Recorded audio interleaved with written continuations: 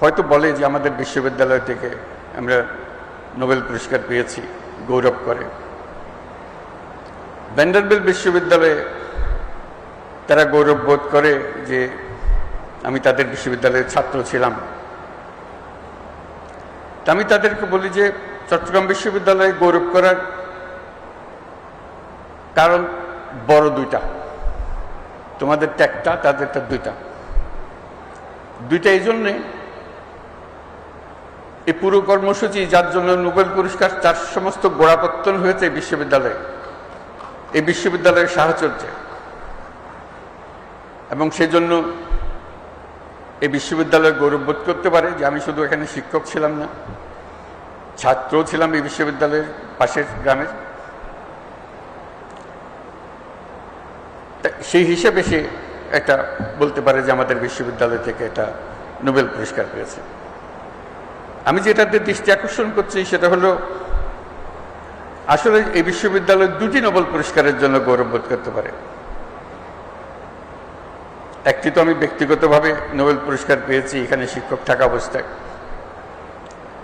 দ্বিতীয়ত হলো যে গ্রামীণ ব্যাংক সৃষ্টি হলো, সেই সৃষ্টির গোড়াতেও কিন্তু চট্টগ্রাম বিশ্ববিদ্যালয়ের আইনে, গ্রামীণ ব্যাংকের আইনে লেখা আছে পরিষ্কার এই ব্যাংক কোথার থেকে আসলো। এই ব্যাংকের জন্ম হয়েছে চট্টগ্রাম বিশ্ববিদ্যালয়ে অর্থনীতি বিভাগে, সেটা তার স্পষ্ট উল্লেখ আছে। কাজে দুটো, এবং গ্রামীণ ব্যাংকও একটা নোবেল পুরস্কার প্রাপ্ত প্রতিষ্ঠান। কাজে দুটি নোবেল পুরস্কারের জন্য এই বিশ্ববিদ্যালয় নিজেদের ছাত্রছাত্রীদেরকে জানাতে পারে যে এটার ইতিহাস কি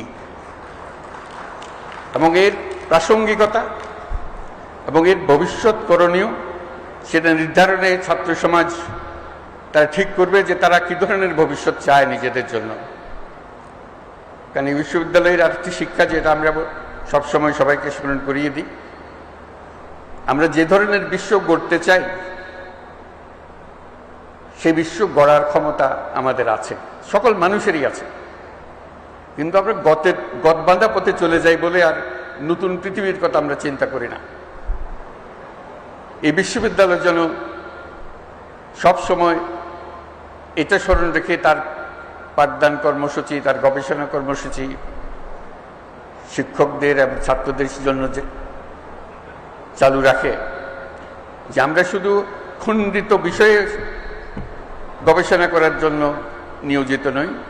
আমরা এই প্রত্যেকটি গবেষণার পেছনে একটি আমাদের উদ্দেশ্য, সমস্ত বিশ্বকে আমাদের মনের মতো করে সাজানোর জন্য, মনের মতো করে বানানোর জন্য।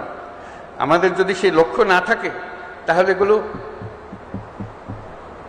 গন্তব্যবিহীন গবেষণা, গন্তব্যবিহীন শিক্ষাতে পরিণত হবে।